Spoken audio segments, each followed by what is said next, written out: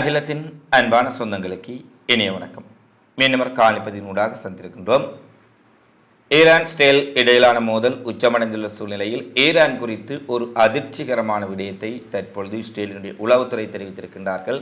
அதேபோல சவுதி அரேபியாவின் உடைய இளவரசர் தெரிவித்திருக்கக்கூடிய கருத்துக்கள் உலகம் முழுவதும் மிக பெரும் பரபரப்பை ஏற்படுத்தியுள்ளன. இந்த சூழ்நிலையில் காசாவிலும் பிராந்தியத்திலும் உலகிலும் நடைபெற்றிருக்கக்கூடிய முக்கியமான நிகழ்வுகளை இந்த காணொளியில் விரிவாக பார்க்கலாம்.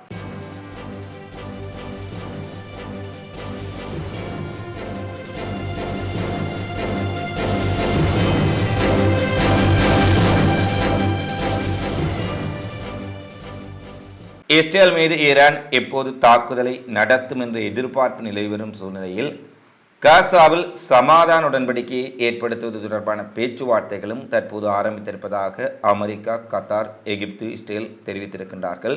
ஹமாஸினுடைய பிரதிநிதிகள் பங்கு பெற்றினார்களா இல்லையா என்று உறுதிப்படுத்தாத சூழ்நிலையில் கத்தார் தலைநகர் டோகாவில் பேச்சுவார்த்தைகள் ஆரம்பமாக இருக்கின்றன. இவ்வாறு பேச்சுவார்த்தைகள் நடைபெற்று கொண்டிருக்கும் சூழ்நிலையில் கூட இஸ்ரேலியர்கள் ஒரு சமாதானத்திற்கு அல்லது அமைதிக்கு செல்வதற்கு விரும்பவில்லை என்பதை காட்டுவதைப் போல மேற்கு கரையில் அடுத்தடுத்து மிகப்பெரிய அளவிலான தாக்குதல்கள் பாலஸ்தீன கிராமங்கள் மீது நடைபெற்றிருக்கின்றன.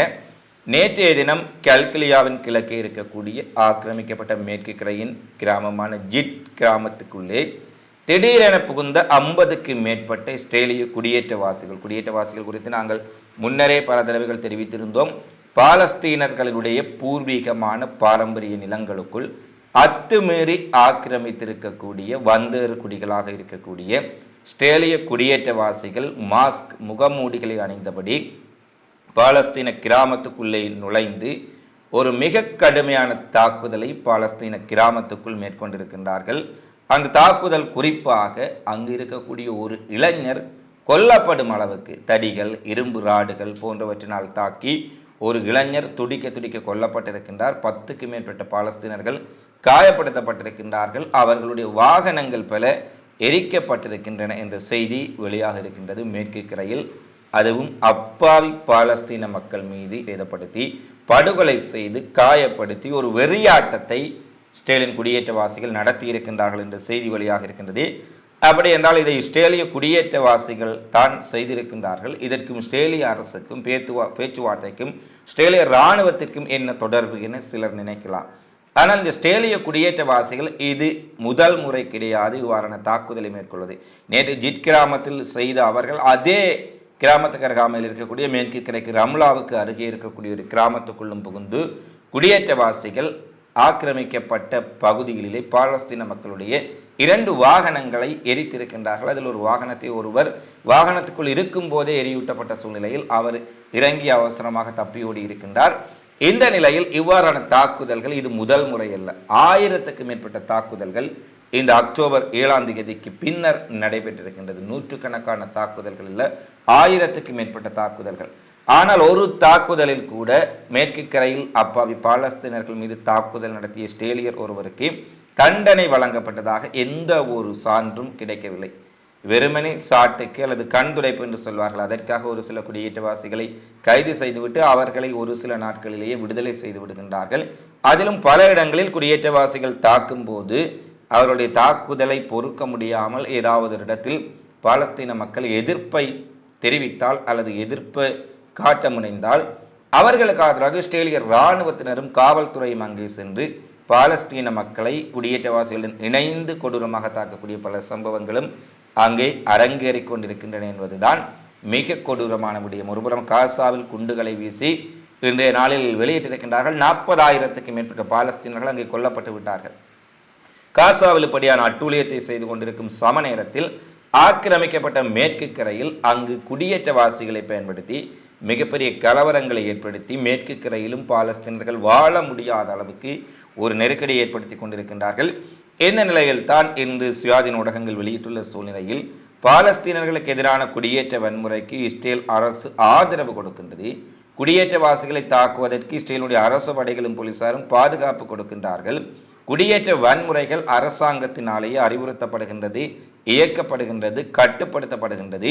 குடியேற்ற வன்முறை என்றது அரசாங்க அதிகாரத்தை பயன்படுத்தும் நபர்களால் செய்யப்படுகின்றது. குடியேற்ற வன்முறையாளர்களுக்கு எதிராக பல நாடுகள் தடைகள் விதித்திருந்தார்கள். விசாரணைகளை செய்யும்படி அறிக்கையிடப்பட்டும் கூட ஆஸ்திரேலிய அரசாங்கம் அவர்களுக்கு எந்த விதமான ஒரு தண்டனையோ அல்லது விசாரணையோ மேற்கொள்ளாமல் இருப்பது இந்த குடியேற்றவாசிகளின் வன்முறைக்கு பின்னால் ஆஸ்திரேலிய அரசு இயந்திரம்தான் இருப்பதை திட்ட தெளிவாக காட்டுகின்றது என அவர்கள் குறிப்பிட்டிருக்கின்றார்கள். இது பார்ப்பதற்கே தெளிவாக தெரிகின்றது. ஏனெனில் ஒரு பாலஸ்தீன குடியிருப்புக்குள் நுழைந்து குடியேற்றவாசிகள் தாக்குகின்ற பொழுது குடியேற்றவாசிகளிடமிருந்து அங்கே இருக்கும் பாலஸ்தீனர்களை தாக்க வேண்டிய அரசு இராணுவம் அந்த குடியேற்றவாசிகளுடன் இணைந்து கொண்டு பாலஸ்தீன மக்கள் மீது தாக்குதலை நடத்துவதெல்லாம் எவ்வகையான கொடூரம் என்பதை நீங்கள் அறிவார்ந்து சிந்தித்து பார்க்க முடியும். இந்த நிலையில் கமாஸ் என்று ஒரு அறிவிப்பை விடுத்திருக்கின்றார்கள். கொடிய குடியேற்றவாசிகளின் வெறியேற்றத்துக்கு பின்னால் இஸ்ரேலினுடைய ஆக்கிரமிப்புக்கு எதிராக அனைத்து பாலஸ்தீனர்களும் மேற்கு கரையும் கோபத்தில் கிளர்ந்தெழ வேண்டிய நேரமாக இது இருக்கின்றது. இன்னும் எவ்வளவு காலம் இவர்களுடைய அட்டூழியத்திற்கும் அக்கிரமத்திற்கும் அடிபணிந்து இந்த ஆக்கிரமிக்கப்பட்ட மேற்கு கரையில் நாங்கள் வாழ முடியும்? அங்கு கொடூரமாக கொல்லப்பட்ட பாலஸ்தீனருக்கு எங்களுடைய இரங்கலை தெரிவிப்பதுடன் இஸ்ரேலினுடைய பாசிச ஒழிப்பு திட்டங்களின் ஒரு பகுதியாகத்தான் இது இருக்கின்றது. எனவே மேற்கு கரையில் இருக்கும் மக்கள் அனைவரும் இஸ்ரேலின் உடைய கொடூரமான ஆக்கிரமிப்பு நடவடிக்கைகளுக்கு எதிராக கிளர்ந்தெழ வேண்டும் என்ற ஒரு கருத்தை கமாஸ் அல்கசாம் படைப்பிரிவு வெளியிட்டிருக்கின்றார்கள். இவ்வாறு குடியேற்றவாசிகள் இவ்வாறான ஒரு படுகொலையை செய்திருக்கும் சூழ்நிலையில் மறுபுறத்தில் இஸ்ரேலின் இராணுவம் காசா நகரின் தராஜ் சுற்றுப்புறத்தில் உள்ள ஒரு வீட்டை இரவோடு இரவாக குண்டு வீசி தாக்கி இருக்கின்றார்கள். அதில் 5 பேர் கொல்லப்பட்டிருக்கின்றார்கள், 8 பேர் வரை காயப்படுத்தப்பட்டிருக்கின்றார்கள். கொல்லப்பட்டவர்களில் ஒரு பெண்ணும் அவருடைய 12 வயது மகளும் அடங்குவதாக பாலஸ்தீன வபாஸ் செய்தி நிறுவனம் செய்தி வெளியிட்டிருக்கின்றார்கள்.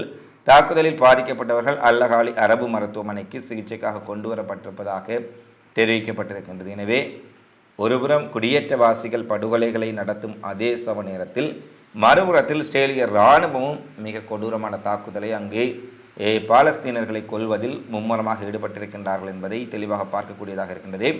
அடுத்து பாலஸ்தீன போராளிகள் காசாவில் ஒரு ட்ரோன் தாக்குதலை இஸ்ரேல் இராணுவத்தின் மீது மேற்கொண்டிருப்பதாக தெரிவிக்கப்பட்டிருக்கின்றது. தெற்கு காசா பகுதியில் கான்யூனிஸின் கிழக்கே இயங்கும் இஸ்ரேலிய படைகள் மீது அல்கசாம் படைப்பினரும் அல்குட்ஸ் படைப்பினரும் இணைந்து ஒருங்கிணைந்த தாக்குதல்களை மேற்கொண்டிருக்கின்றார்கள். ஆர்பிஜிஎம், ஸ்னைப்பர் தாக்குதல்கள், அல்ஜாசின் ராக்கெட்டுகள் மற்றும் மோட்டார் செல்களை கொண்டு தாக்குதல்களை நடத்திய சம நேரத்தில் காசாவின் பல்வேறுபட்ட பகுதிகளிலிருந்து ட்ரோன் தாக்குதலும் இஸ்ரேலிய படையினர் மீது மேற்கொள்ளப்பட்டிருப்பதாக பாதுகாப்பு சிந்தனை குழுமமான இன்ஸ்டிடியூட் ஆஃப் ஸ்டடி ஆஃப் வார் தெரிவித்திருக்கின்றார்கள்.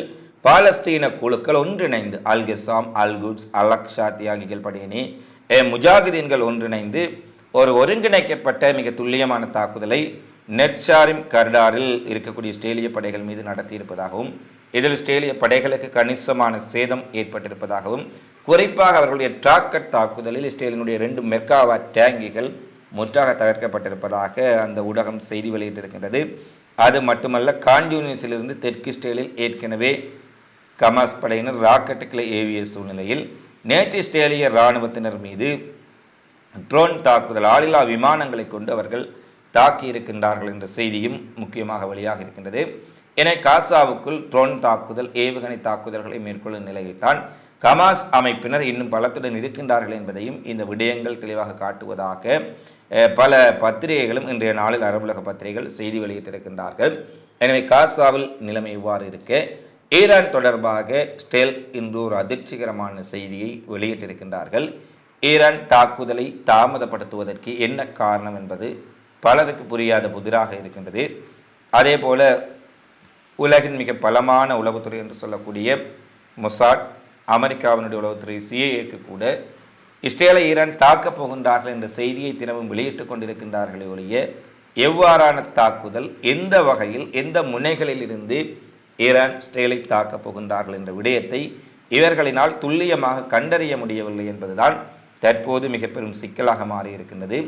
இந்த நிலையில் இஸ்ரேலினுடைய பத்திரிகை இன்று காட்ஸ் பத்திரிகை வெளியிட்டிருக்கக்கூடிய செய்திக்குறிப்பில் ஈரான் இவ்வளவு தாமதிப்பதற்கு காரணம் அவர்கள் அணு ஆயுதங்களை தயார் செய்வதற்காக ஒரு கால எல்லையை எடுத்துக்கொண்டிருக்கலாம் எனவும், ஆனால் தற்போது ஈரானிடம் அணு ஆயுதங்கள் தயார் நிலையில் இருக்கலாம் என்ற செய்தியை காட்ஸ் வெளியிட்டிருக்கின்றது.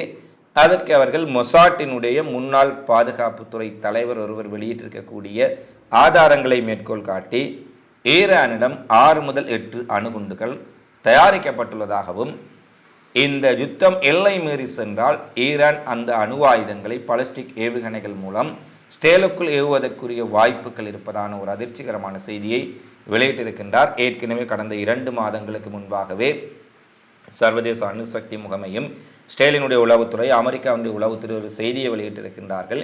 இன்னும் சில வாரங்களில் ஈரான் முழுமையாக அணு ஆயுதத்தை தயாரிக்கும் அளவுக்கு வந்து விடுவார்கள். ஏற்கனவே அவர்கள் 90% 90% அதிகமான யுரேனியம் செறிவூட்டலை மேற்கொண்டு விட்டார்கள். அதன் காரணமாக ஈரானுடைய அணு ஆயுத தயாரிப்புக்கு சில மாதங்கள் தான் இருப்பதாக தெரிவித்திருந்தார்கள். அவர்கள் வெளியிட்டு பல மாதங்கள் கடந்து விட்டன. இந்த நிலையில் ஈரானிடம் சில அணுகுண்டுகள் தயாரிக்கப்பட்டு அவை இஸ்ரேல் மீது ஏவுவதற்கு தயார் நிலையில் இருக்கின்றதா என்ற கேள்விகளையும் இஸ்ரேலினுடைய மொசாட் வெளியிட்டிருப்பதுடன், அவ்வாறான ஒரு தாக்குதலை மேற்கொள்வதற்கு, அணு ஆயுதங்களை முழுமையாக தயார் நிலைக்கு கொண்டு வருவதற்கு ஈரான் இந்த கால அவகாசத்தை எடுத்து கொண்டிருக்கலாம் என்ற செய்தியை வெளியிட்டிருக்கின்றார்கள். இருந்தாலும் இந்த மொசாட்டினுடைய சந்தேகத்தை உறுதிப்படுத்த முடியவில்லை. ஈரான் இன்னமும் தங்களிடம் முழுமையாக அணு ஆயுதங்கள் தயாரிக்கப்பட்டிருப்பதாக கூறாவிட்டாலும் கூட அமெரிக்காவும் இஸ்ரேலும் மேற்குலக ஊடகங்களும் தொடர்ச்சியாக ஈரான் இந்த 15 நாட்களுக்கு மேற்பட்ட ஏறக்குறைய 1 மாத காலப்பகுதியை அணு ஆயுதங்களை தயாரிப்பதில் தான் ஈடுபடுத்தி இருக்கலாம், இதனால் தான் இஸ்ரேல் மீதான தாக்குதல் தாமதப்படுத்தப்பட்டிருக்கின்றது என தெரிவித்திருப்பதுடன், தற்போது ஈரான் அந்த இலக்கை அடைந்திருப்பார்கள் என்ற ஒரு செய்தியையும் வெளியிட்டு பரபரப்பை ஏற்படுத்தி இருக்கின்றார்கள். ஈரான் இஸ்ரேல் மீது தாக்குதலை நடத்துகின்றார்களோ இல்லையோ, ஈரான் மக்கள் அங்கு மகிழ்ச்சியாக ஈரான் தெருக்களிலும் ஈரானிய வீதிகளிலும் திரிந்து கொண்டிருக்கின்றார்கள். ஆனால் இஸ்ரேலியர்கள் தாக்குதல் நடக்காமலே பங்கர்களுக்கும் குடியிருப்புகளின் கீழ் இருக்கக்கூடிய அண்டர் கிரவுண்டிலும் பதுங்கி இருக்கின்றார்கள் என்பதுதான் இங்கே மிகப்பெரிய ஒரு விடயமாக இருக்கின்றது.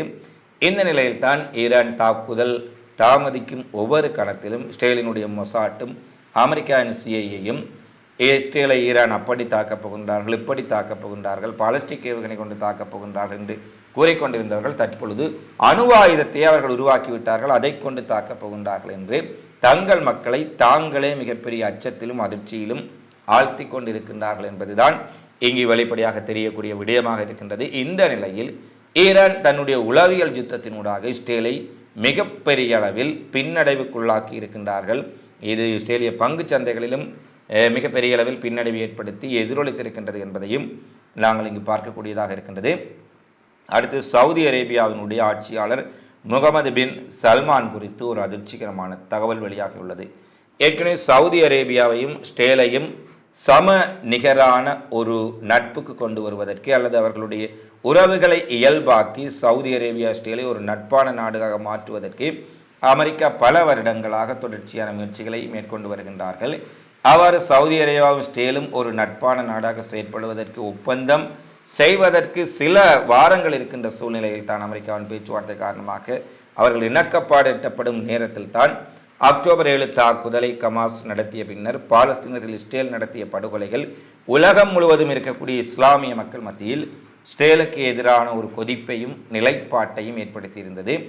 இந்த நிலையில் எப்படியும் இஸ்ரேலுடன் நாங்கள் நட்பாகினால் இது தங்களுடைய நாட்டுக்குள்ளேயே அரசின் மீது அதிருப்தியை ஏற்படுத்தும் என சவுதி அரேபியா தெரிவித்து வந்தாலும் கூட அமெரிக்கா அதனை மீறி தொடர்ச்சியாக இஸ்ரேலையும் சவுதி அரேபியாவையும் ஒன்றிணைக்கக்கூடிய பல நடவடிக்கைகளை மேற்கொண்டு வருகின்றார்கள், மேற்கொண்டு வந்தார்கள், மேற்கொண்டு வந்து கொண்டே இருக்கின்றார்கள் என்பதை நாங்கள் பல தடவைகள் பார்த்திருந்தோம்.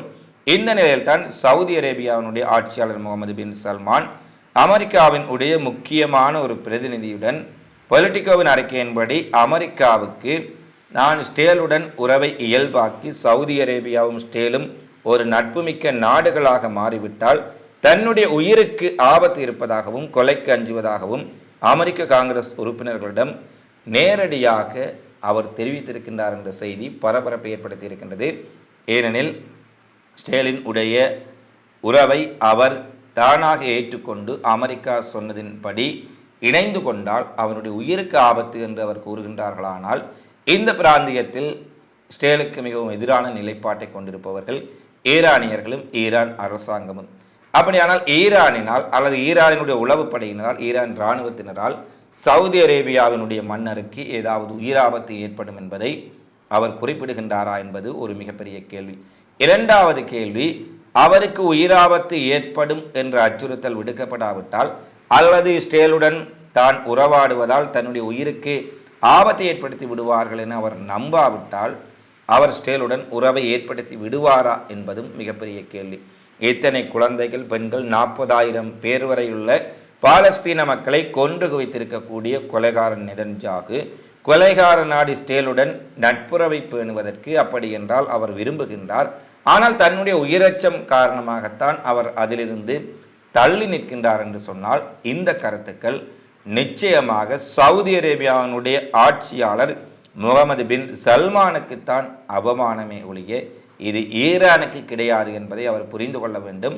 இதை அமெரிக்க பத்திரிகைகள் இன்று இதை வெளியிட்டிருக்கின்றார்கள். அவர் உண்மையில் அவ்வாறு தனக்கு உயிராபத்து இருப்பதனால் இஸ்ரேலுடன் நெருங்கி செயற்பட முடியவில்லை என தெரிவித்தால், அவர் உயிராபத்து இல்லை என்றால் இத்தனை இனப்படுகொலை செய்யும் நாட்டுடன் இணங்கி செயற்படுவாரா?